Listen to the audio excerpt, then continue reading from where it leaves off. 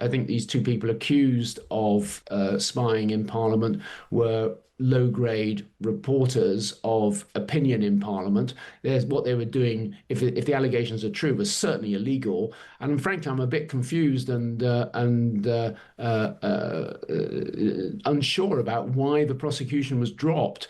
Of course, China poses an intelligence threat, a subversion threat here in the UK, as well as being an economic partner. I mean, if these activities are being paid agents inside Parliament of a foreign power, even if that foreign power was a friend of the UK's, that would be an illegal activity. So I'm not sure why the prosecution was dropped. A big international gathering in Sharm el-Sheikh tomorrow to celebrate phase one of the peace process, which is, of course, a ceasefire between Israel and Hamas and the release of prisoners and hostages from both sides.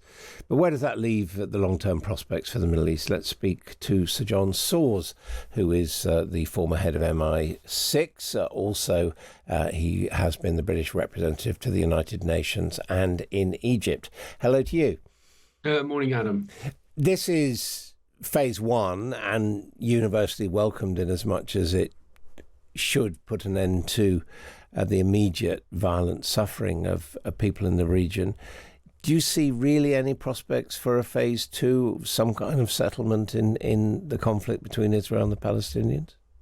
Well, let's first of all celebrate the what has been achieved, and I think it is a very significant success for President Trump. We don't like acknowledging Trump's achievements, but I think he does have one here. If he can bring an enduring end to the conflict, that's a huge step forward, and it's the first of the conflicts he claims to have solved where he's made a real personal intervention, which has made the difference between the two sides.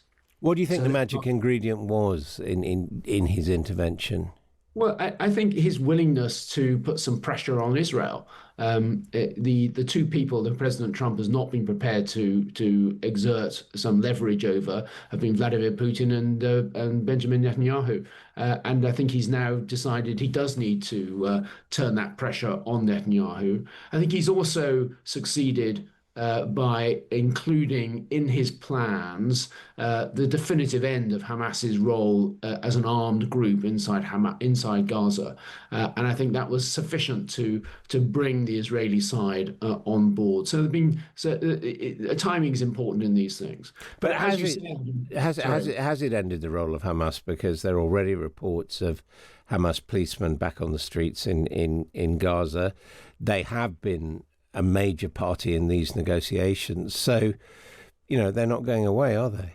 Well, they're not going away. It's not possible to destroy an idea or destroy a movement. What you can do is remove an armed presence, and I think that's what the plan envisages. Now, whether an individual policeman is a Hamas policeman or a member of the Gaza police force, there's some fine judgments to be made there.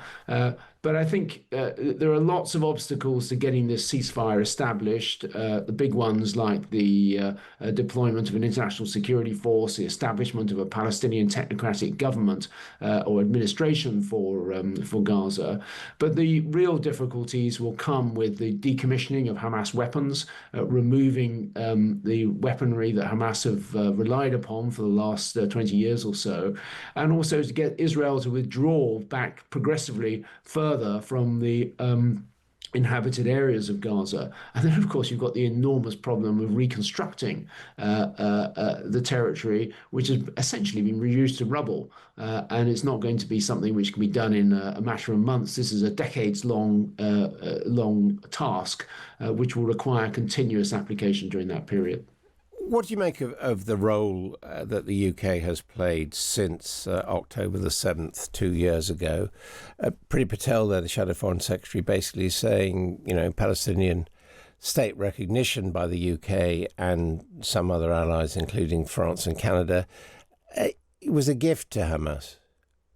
I don't share that view. I think we need to be realistic about the UK's influence. Of course, we have a historical role in Palestine, going back to the Balfour Declaration and later the establishment of Israel. But I think we have to be realistic that we don't have much influence on either side as a nation. I think what the recognition of a Palestinian state did was it was a marker to Israel of how they are losing support in the West for their approach in the region. Of course, we continue to support an independent and secure Israel. But I don't think the declaration of recognizing a Palestinian state will have much impact on the ground. It won't accelerate the establishment of that. But if you compare it, for example, to the continued recognition we had throughout the Cold War of the independence of Estonia, Latvia, and Lithuania after the Soviet invasion of 1940 ended those states' independence. When 5 decades later those three countries finally re-established their independence, we had recognized it all the way through. And I think there's a sort of parallel there with Palestine. It will take decades to establish a Palestinian state, but I think having a legal stake in the ground is not necessarily a bad thing. Did it put us at odds with the US administration, do you think? Not significantly, I don't think. I think the Prime Minister Keir Starmer has established quite a good relationship with the President Trump, and Trump seems to have acknowledged the backdrop to UK recognition. I don't think it's that significant, frankly. Do you think the White House is, as the front page of the Sunday Times said, angry about the failure to go ahead with the prosecution of the two people accused of spying for the Chinese in Parliament? I mean, there's even a suggestion that they would regard us as leaky and wouldn't share intelligence. What do you make of that? Well, I don't think it's got anything to do with intelligence. I think these two people accused of spying in Parliament were low-grade reporters of opinion in Parliament. What they were doing, if the allegations are true, was certainly illegal. And frankly, I'm a bit confused and unsure about why the prosecution was dropped. Of course, China poses an intelligence threat, a subversion threat here in the UK, as well as being an economic partner. I mean, if these activities are being paid agents inside Parliament of a foreign power, even if that foreign power was a friend of the UK's, that would be an illegal activity. So I'm not sure why the prosecution was dropped. I think the government was slow in putting out a clear line on this. We heard one from Yvette Cooper at the end of last week. But I think the Americans will be equally perplexed as to why the prosecution was dropped when the case looked pretty clear. Well, the allegation is political interference by the government, including by Jonathan Powell, the National Security Advisor, because they didn't want to antagonize the Chinese. Well, I've read those allegations. I think they've been denied by the government. I frankly don't know the answer. Do you think it's possible? I think it's unlikely that a government headed by a former director of public prosecutions would have interfered with the decision by the current DPP.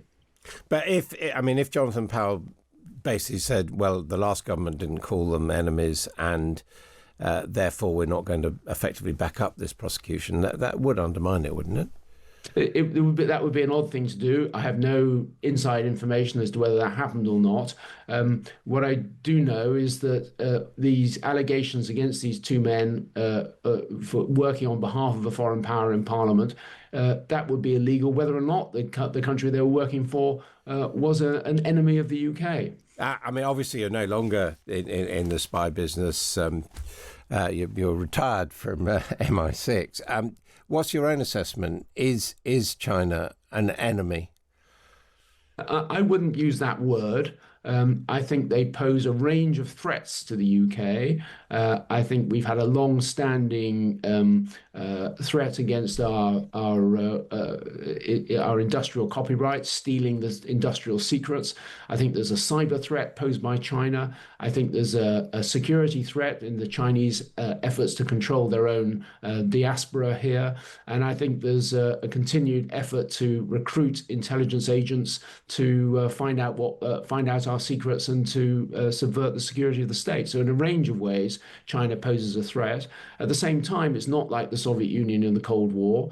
It's a different sort of society. It's got a vastly greater economy, and if we want to achieve if we want to achieve economic growth in this country, China and working with China to some extent has to be a part of that. So we've got to learn to navigate our way through this. The world is not a straightforward place. You can't make people either enemies or friends. Everybody is a competitor in different ways, and some pose real security threats, and that includes China. Sir John Sauls, thank you very much indeed. Well, do stay with us here on Times Radio. Lots coming up in the next hour.